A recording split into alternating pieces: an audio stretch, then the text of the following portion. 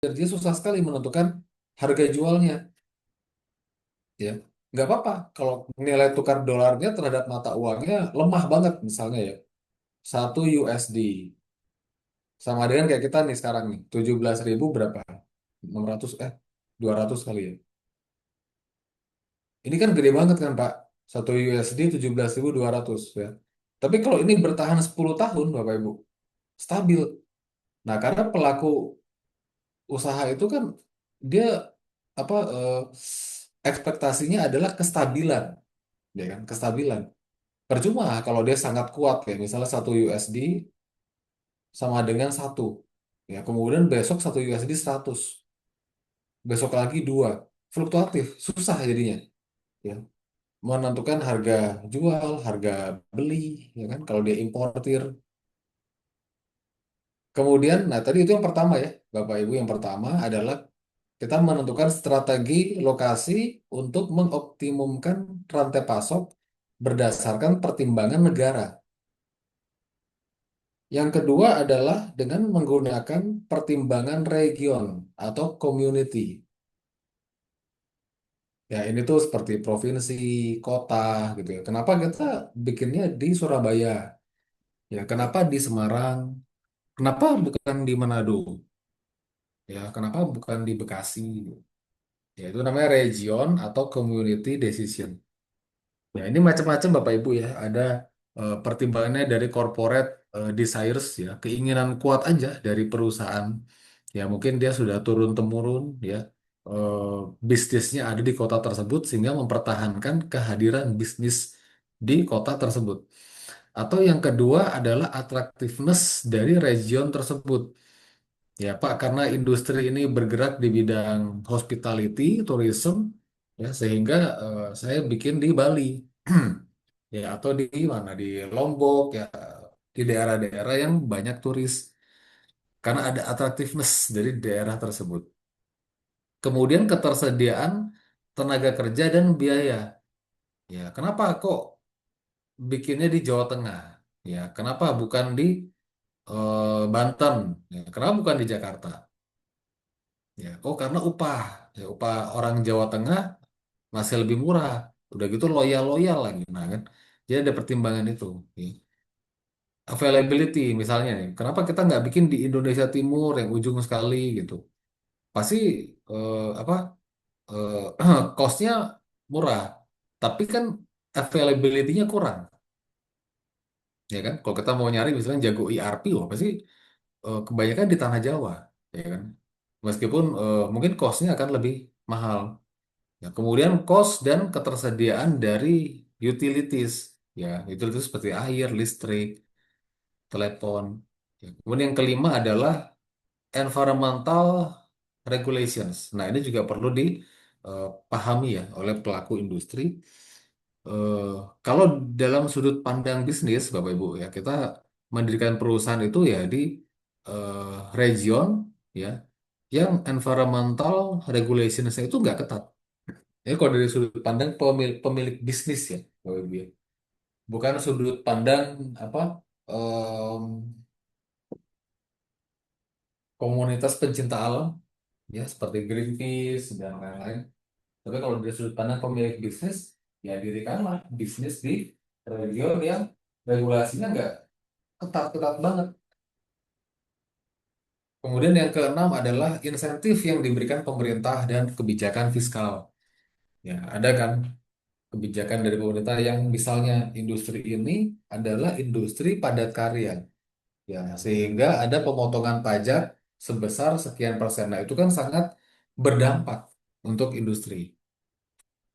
Kemudian kedekatan dengan bahan baku dan customer. Ya, kenapa kita harus bikin di sini? Ya, karena di lokasi ini materialnya di sini banyaknya. Ya, produksi kerupuk udang. Udang banyaknya di mana? Sidoarjo, ya kan? Karena satu-satunya bahan baku ya udang, ya sehingga pabriknya bikin di Sidoarjo. Ya, jangan jauh-jauh. Nah, atau kedekatan dengan customer ya karena customernya di sini ya maka industri kita bikin di sini dekat dengan customer karena raw material bisa didapatkan dari manapun. Kemudian yang ke-8 adalah biaya biaya atas tanah dan konstruksi. Jadi ada lokasi-lokasi yang eh, biaya tanahnya mahal sekali, ya, tapi konstruksinya murah sekali, ya, sama seperti di Tangerang, Bapak Ibu. Ya. Banten itu terkenal biaya konstruksinya paling murah se-Indonesia karena banyak pabrik atau penyedia em, perkakas rumah atau bahan bangunan, ya, seperti pabrik semen, pabrik beton itu adanya di Banten. Tapi harga tanah mahal. Ya, berbeda dengan misalnya kita bikin di Papua. Ya, harga tanahnya murah, tapi harga konstruksinya mahal. Jadi nah itu apa? Key success factors sih Bapak Ibu ya. Key KSF ya dalam lingkup region atau community decision. Bapak Ibu sebentar ya. Mohon ditunggu sebentar sekitar 1 menit.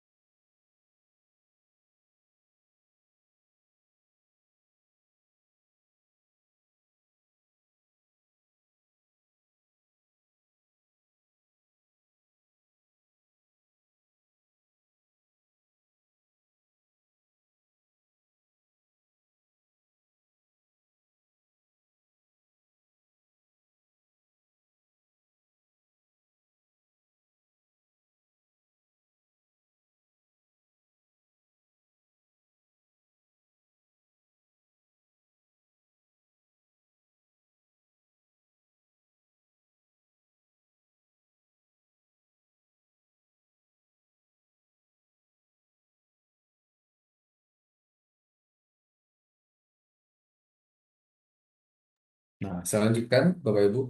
Pertimbangan yang terakhir adalah dari site decision ya. Jadi kalau site decision itu sudah persis ya di lokasi mana pelaku industri akan mendirikan fasilitas ya. Jadi kalau yang pertama kan pertimbangannya adalah negara, yaitu country decision. Yang kedua adalah region decision. Ya, ini yang ketiga, levelnya semakin kecil ya, yaitu site decision. Ya, jadi kalau site decision sudah langsung sangat operasional sekali, Bapak Ibu. Di titik sebelah mana? Ya, di dekat bandara kah? Ya, atau di dekat pintu tol kah? Atau di sebelah jalan raya kah? Jadi sangat spesifik sekali. Nah, pada level site decision ada 5 KSF. Ya, ada 5 key success factors. Yang pertama adalah ukuran dan biaya dari site. Ya, kenapa kok kita bikin kantor ya eh, di Sudirman? Ya, sama-sama Jakarta kan? Ya, sama-sama Jakarta. Ya, kenapa di Sudirman? Ya, kenapa bukan di Rawabuaya? Kenapa bukan di Kembangan? Sama-sama Jakarta. Nah, tapi wah ternyata size-nya Pak, ya, size-nya tanahnya ada tapi kecil sekali. Ya, kalau ke depan kita akan ekspansi, jadinya susah sekali. Yang kedua adalah biaya. Ya, kita butuh 100 meter persegi, Pak. Sebetulnya saya sih nggak butuh-butuh banget di lokasi yang segitiga emas. Ya, nggak butuh-butuh banget gitu.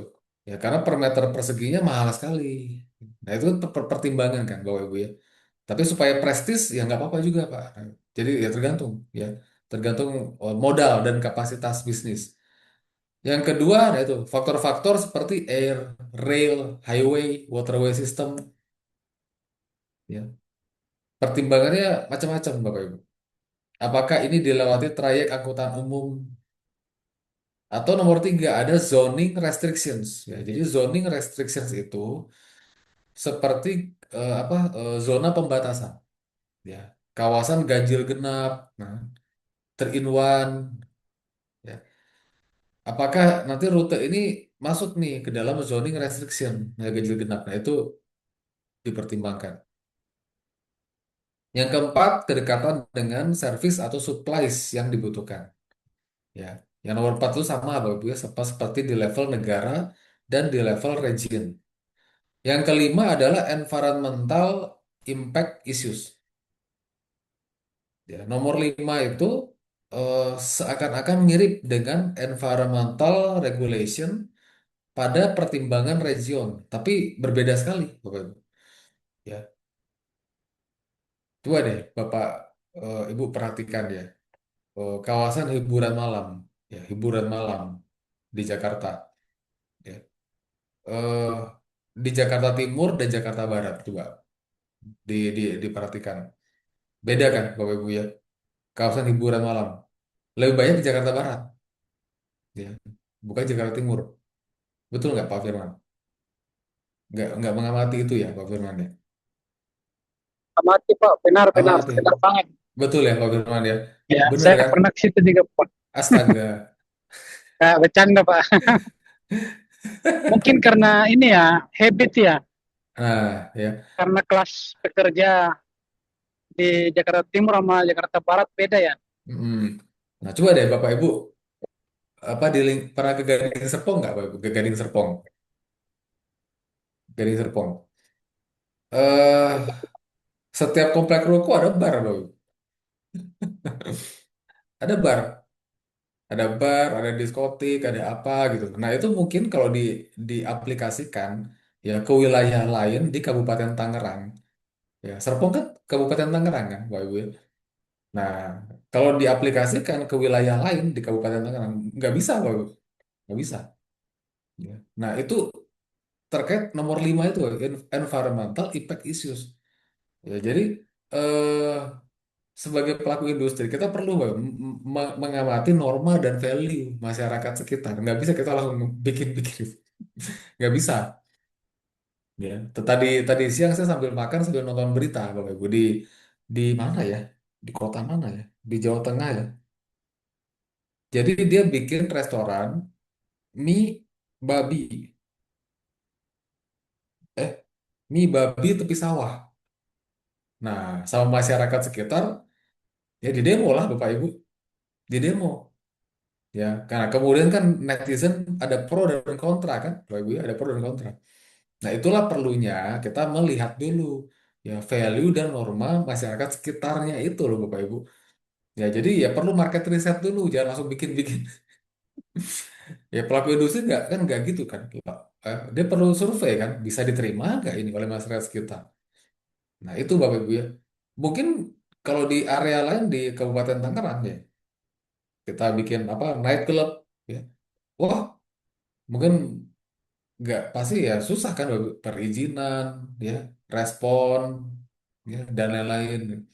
Nah itu perlunya itu Bapak Ibu ya. Nah dan itu adanya di level yang paling operasional di site decision ya. Ya tadi ada tiga Bapak Ibu ya, level country, level region, level site. Yang pertama kita bisa menggunakan labor productivity untuk menentukan mana lokasi yang terbaik ya. Nah jadi ini labor productivity ya, mencarinya dengan rasio, ya, dengan rasio labor cost per day dibagi dengan productivity. Nah, di sini dibandingkan ada dua wilayah, South Carolina, Amerika Serikat, ya, dan Meksiko. Di South Carolina, labor cost atau biaya tenaga kerja per hari adalah $70 dengan produktivitas menghasilkan 60 unit produksi per hari. Di Meksiko jauh lebih murah, labor cost-nya $25 per hari. Sebagai pelaku bisnis, kita nggak bisa hanya melihat dari uangnya aja kan, Bapak Ibu ya. South Carolina $70, oh, mahal. Meksiko $5 murah gitu loh. Nah, kita harus kalkulasi dulu produktivitinya. Ya, karena biayanya per hari, maka produktivitinya juga per hari. Ya, ternyata rata-rata pekerja di South Carolina produktivitas 60, tapi di Meksiko produktivitas 20. Sehingga kalau dirasiokan ya di South Carolina itu biaya per unit ya adalah sebesar 1,17 dolar. Meksiko 1,25 dolar. Jadi kalau kita eh, bicara tentang misalnya produksi masif ya secara massal gitu, ya mungkin jadinya akan lebih profitable bila dilakukan di South Carolina karena per unitnya selisihnya lumayan ya, selisih 0,08 dolar per unit dibandingkan dengan Meksiko. Nah, itu cara kita menentukan lokasi Bapak Ibu dengan menggunakan rasio labor productivity. Metode yang kedua adalah faktor rating ya, seperti pada tabel ini. Kolom paling kiri itu adalah KSF, Key Success Factor. Ya, jadi eh, dari mana kita menentukan KSF? Ya, KSF ini ditentukan pemilik bisnis ya, atau pemilik bisnis bisa menggandeng pihak ketiga seperti bisnis konsultan untuk menentukan KSF. Ketika kita mau bikin pabrik atau perusahaan, ya faktor apa aja sih yang paling kita perhatikan? Apakah ketersediaan tenaga kerja, ya, atau perilaku tenaga kerja, atau rasio orang terhadap mobil, ya, per kapita income, atau pajak kah, ya, atau pendidikan dan kesehatan? Ya, beda-beda Bapak Ibu. Di sini ada apa? Ada 6 mahasiswa. Ya, kalau saya survei pun mungkin bisa beda-beda. Ya, kalau Bu Yuanita suatu saat mau bikin perusahaan di satu negara, ya, faktor yang paling menentukan apa? Mungkin Bu Yuanita bisa bilang, kalau saya pajak Pak, ya pajak. Kalau bikinnya di Eropa Barat seperti Jerman, loh, pajaknya kan luar biasa kan, Bu. Ya. Pajak penghasilan itu 50 sampai 60%, Bu. Ya. Ngeri kan? Digaji 10 juta, take home pay 5 juta, Bu. Ya. Di apa Eropa Barat. Nah, atau bisa juga Pak, kalau saya karena ini harus diakses banyak orang, ya saya butuh exposure. Nah, ya, saya memilih negara yang ramai sekali, Pak. Ya, jadi people to car ratio, ya yang ramai, ya pusat-pusat keramaian. Ya, jadi kalau negara terlalu sepi, wah susah juga, Pak. Nah, kemudian diberikan bobot, ya. Jadi bobot ini pun sama, Bapak Ibu, ya.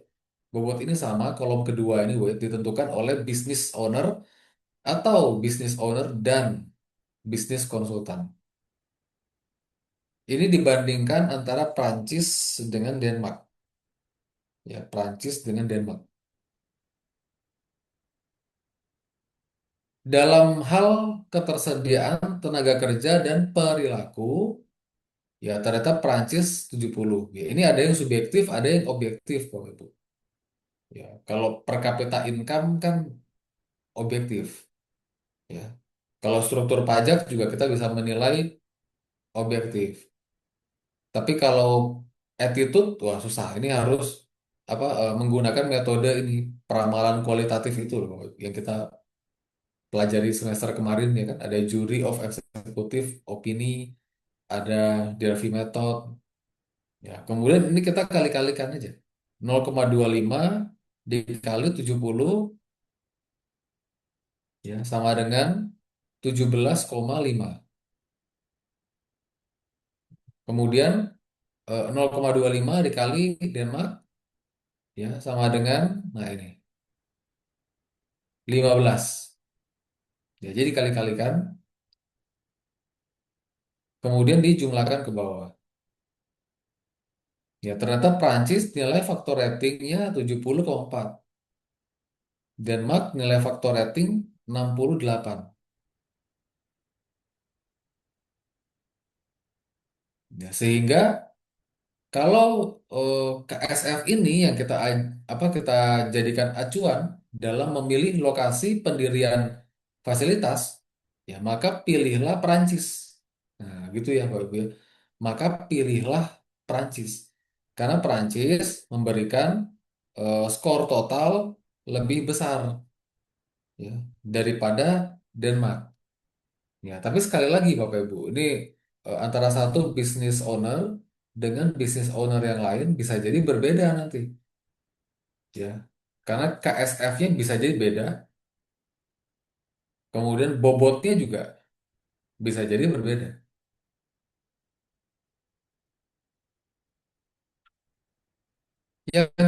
Yang ketiga, kita bisa menggunakan locational cost volume analysis untuk menentukan lokasi. Ya, jadi ada tiga tahapan ya di dalam metode locational cost volume. Yang pertama adalah kita harus tahu, Bapak Ibu, berapa sih fix dan variabel cost untuk setiap lokasi. Jadi kita mau dirikan di mana ya, Pak? Di kota A kah, kota B kah, kota C kah?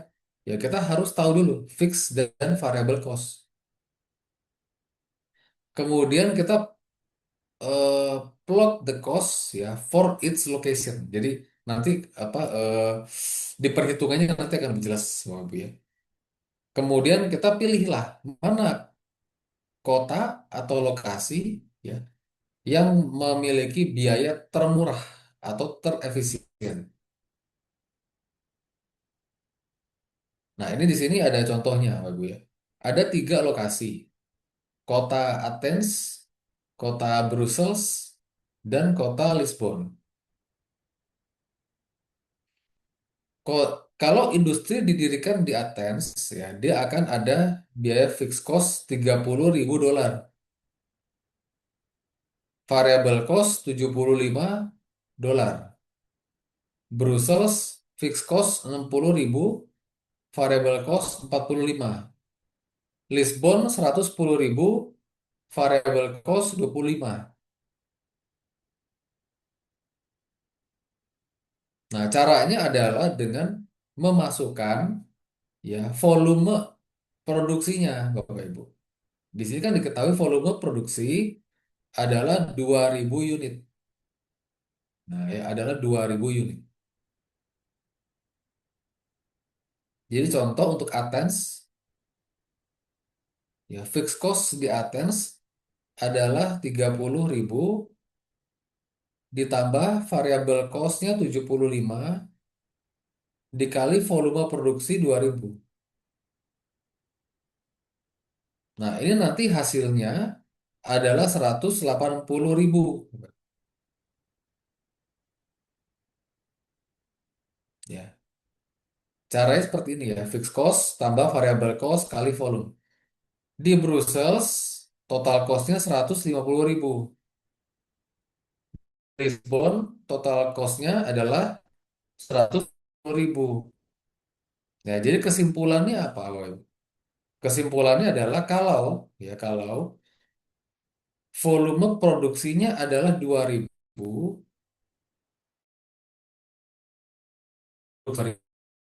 sebaik ya, proses produksi dilakukan di kota Brussels. Ya, karena kota Brussels memberikan total biaya yang paling efisien, yaitu sebesar 150.000.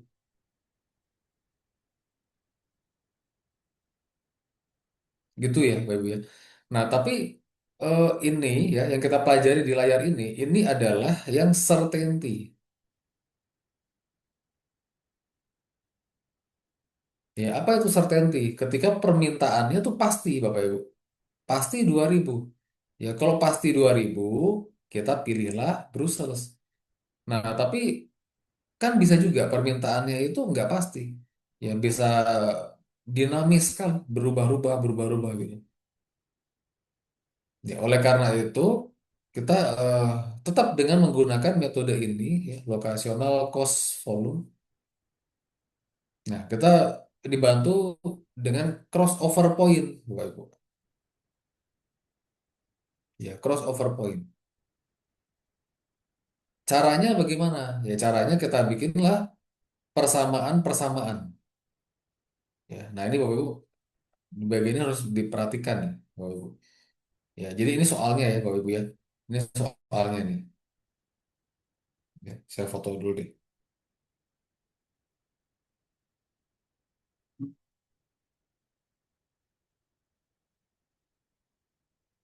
Nah, ini soal kita. Ya, jadi bagaimana kalau permintaannya itu nggak pasti, berubah-ubah terus. Nah, kita dibantu dengan crossover point. Ya, perhatikan yang Athens, Bapak Ibu, Athens. Athens itu fixed cost-nya 30.000, variable cost-nya 75 untuk jumlah permintaan yang tidak diketahui. Ya, kalau tidak diketahui, X. Kita crossover kan dengan Brussels. Ya, Brussels fixed cost 60.000, variabel 45. Ya, maka 30X sama dengan 30.000. X sama dengan 1.000. Nah, 1.000 ini, Bapak Ibu, inilah yang dinamakan crossover point dari Athens dan Brussels.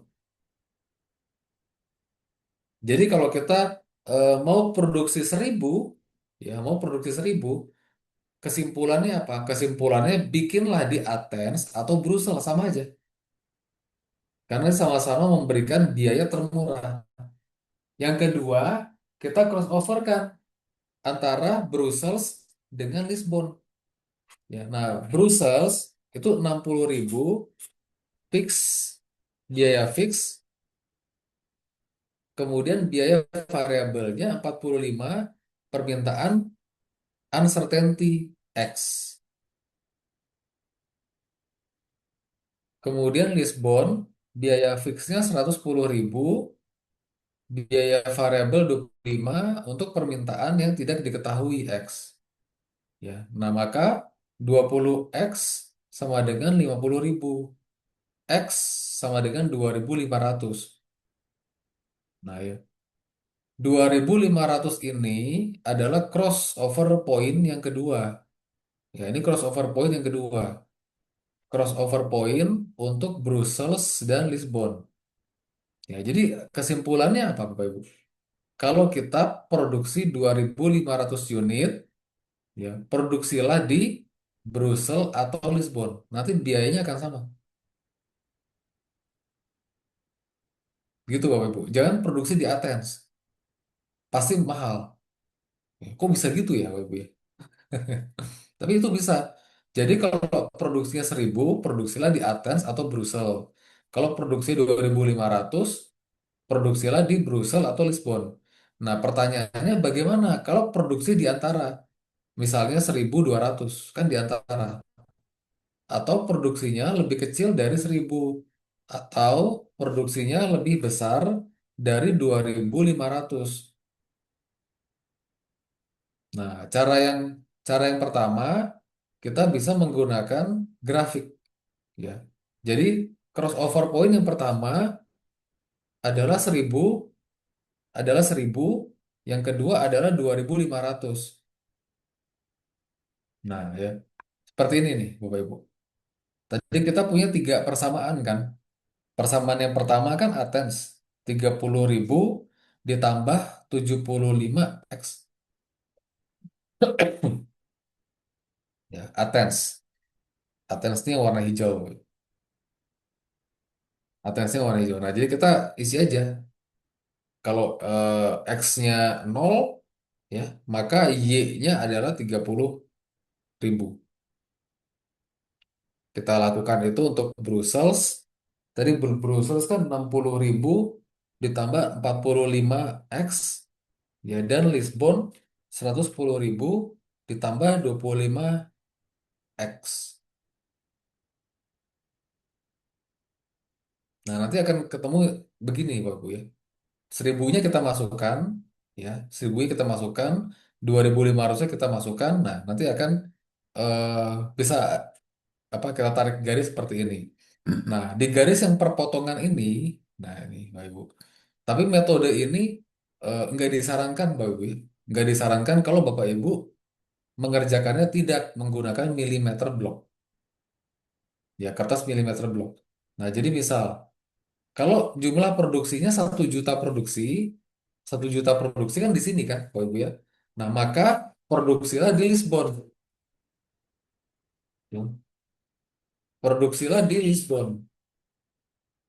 Kalau jumlah produksinya 2.000, produksilah di Brussel. Ya. Kalau produksinya 100 barang gitu, produksilah di Athens.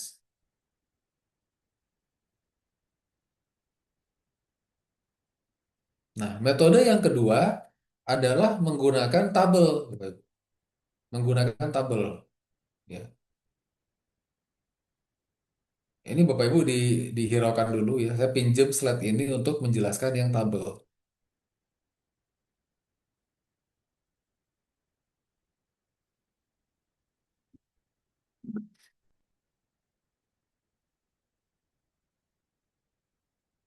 Hmm. Nah, yang pertama kan Athens, Bapak Ibu ya. Kota Athens itu 30.000 ditambah 75 X. Yang kedua kota Brussels 60.000 ditambah 45 X. Kota ketiga itu Lisbon 110.000 ditambah 25 X. Nah, tadi kita punya titik potong, Bapak Ibu. Ya, titik potong yang pertama 1.000, titik potong yang kedua 2.500. Nah, seperti ini ya, Bapak Ibu ya. Kemudian kita tentukan titik sembarang namanya. Ya, titik sembarang itu adalah yang pertama lebih kecil dari 1.000, bebas. Ya, boleh 10, boleh satu juga boleh, Bapak Ibu. Kemudian yang kedua antara 1.000 dan 2.500, bebas. Ya. Yang ketiga lebih besar dari 2.500. Ini Bapak Ibu kalau ada pertanyaan silakan ya, langsung disela aja Bapak Ibu.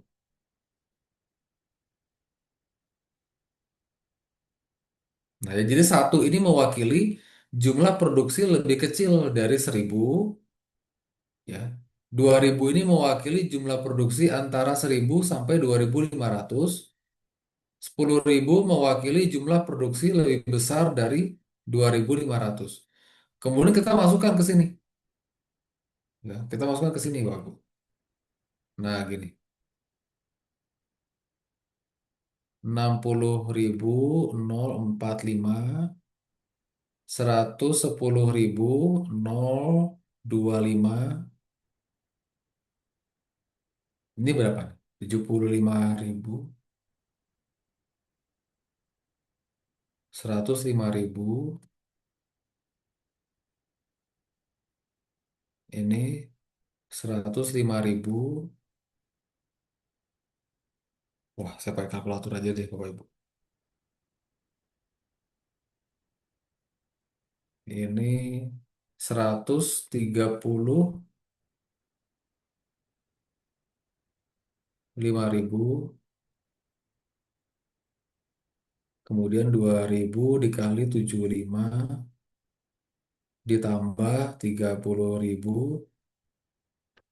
sama dengan 180.000.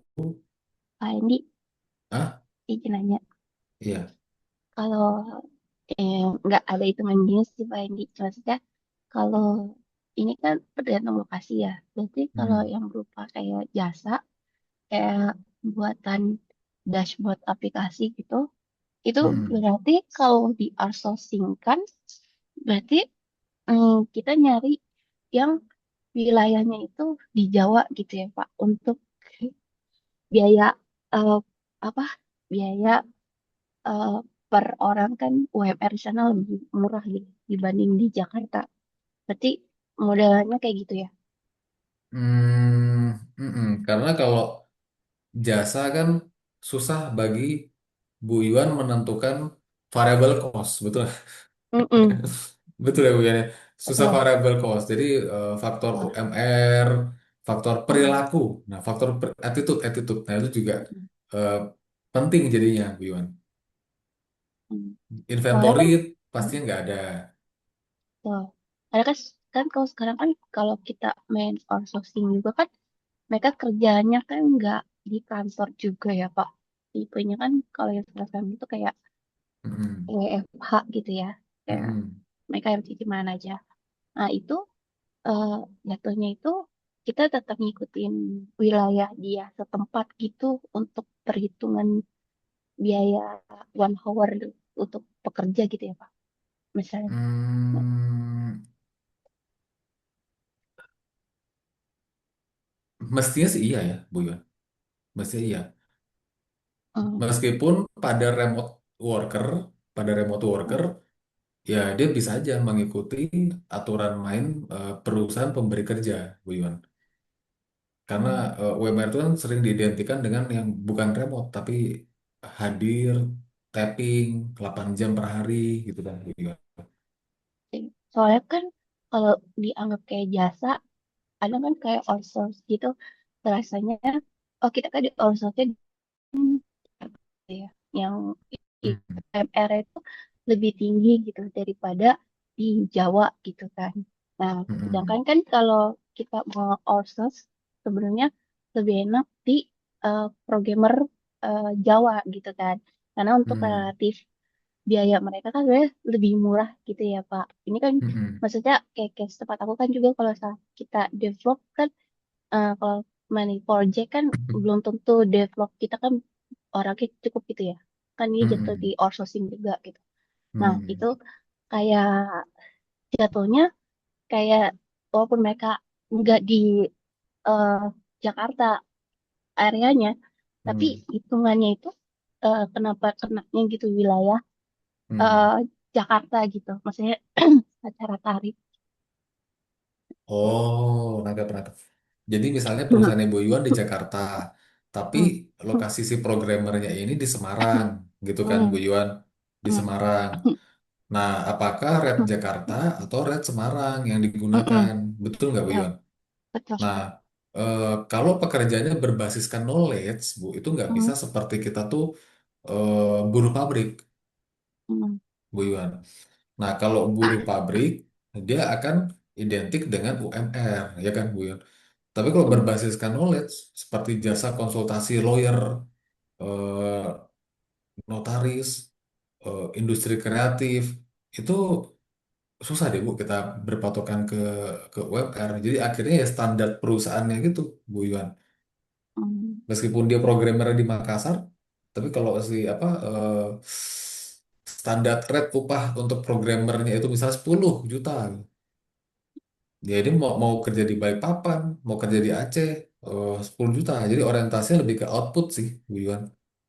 hmm. Kecuali dia ada perwalian kantor di Semarang. Nah, di mana dia harus masuk tapping di kantor tersebut. Oh, berarti kalau lebih idealnya mah kita ada kantor di daerah sana ya. Kalau untuk Hmm, terpet.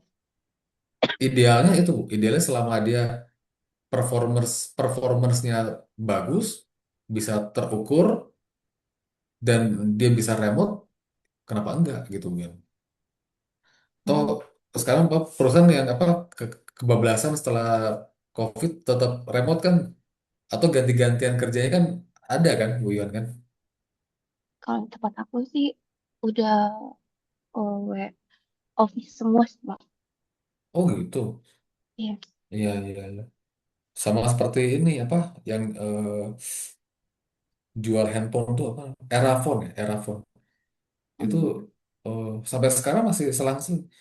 Satu minggu, minggu ini 2 kali, minggu depan 3 kali. hmm. Ya Nah, karena di kantor beranggapan kalau WFA nggak efektif. iya, apalagi pekerjaan tertentu yang nggak banyak koordinasi operasionalnya kan, betul ya, Bu ya. Iya. Hmm, Nah, Bapak Ibu, ini tabel ini membantu kita nih untuk mapping. Ya. Wah, sepertinya habis tabel ini kita sudahi kelasnya ya, Bapak Ibu ya. Nanti kita lanjutkan lagi minggu depan. Ah ya Pak. Ini aduh maaf nih Bapak Ibu, ini ada miss penjadwalan. Nah, jadi misalkan nih Bapak Ibu perhatikan ini ya. Kok hilang? Nah, kalau kita produksi kurang dari 1.000, ya yang paling murah adalah di Athens. Ya, kita produksi 1.000, yang paling murah adalah di Athens dan Brussels. Kita produksi di antara 1.000 dan 2.500, ya, yang paling murah di Brussels. Produksi 2.500, yang paling murah di Brussels dan Lisbon. Produksi lebih dari 2.500, yang paling murah di Lisbon. Nah, sehingga kita bisa bikin mapping seperti ini. Kita akan produksi di Athens, ya. Untuk jumlah produksi itu X, Bapak ya. Jadi notasi jumlah produksi itu X. Untuk jumlah produksi lebih kecil sama dengan 1.000. Nah, kita akan produksi di Brussels, ya. Kalau jumlah produksi X lebih besar sama dengan 1.000, lebih kecil sama dengan 2.500. Kita akan produksi di Lisbon, ya, kalau jumlah produksi lebih besar sama dengan 2.500. Nah, jadi misalnya nih, Pak Yuli misalnya, Pak Yuli dapat order, ya Pak, tolong Pak bikin 2 juta produk. Nah, dengan menggunakan mapping ini langsung ketahuan, Bapak Ibu. Oh, artinya 2 juta produk eksekusinya di Lisbon. Ya, permintaan lagi seret misalnya karena karena Iran, Israel, Amerika war. Ya, produksinya cuma 800 produk. Ya, maka lakukanlah produksinya di Athens. Ya, nah ini yang X lebih kecil sama dengan 1.000. Ya, sementara seperti itu dulu ya, Bapak Ibu. eh, Mohon maaf karena kelasnya kita majukan jam 6 sampai jam 7. Ya, tapi tadi Pak Firman udah merekam, nanti tolong dibagikan ke teman-teman yang lain ya, Pak Firman ya. Siap, Pak, siap. Ya. Siap. Nah, Bapak Ibu, mohon di open cam sebentar untuk kita dokumentasi.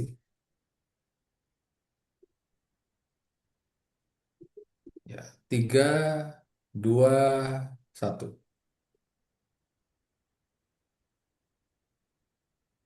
Ya, terima kasih Bapak Ibu. Ya, sampai ketemu minggu depan. Salam sehat Iya. selalu untuk kita semua. Terima kasih. Kasih Pak, Pak. untuk tugas asesmen 3 ya, Mm-mm. eh, itu kan aku sekalian buat itunya Pak, desain. Jadi rantai pasoknya itu sekaligus dibuat desain yang mau diajuin ke Haki gitu Pak. Itu bisa ya? Bisa, bisa Pak. Bisa Pak. Iya, Bisa, bisa. Dari situ diposterkan terus dihakikan bisa. iya, ya udah diposterkan. Bisa Iya, Pak. Siap. Ya, saya pamit dulu Bapak Ibu ya. Zoom. Ya. Pak, terima Salam kasih sehat Pak. Bapak Ibu Terima kasih semuanya. Terima Pak. kasih.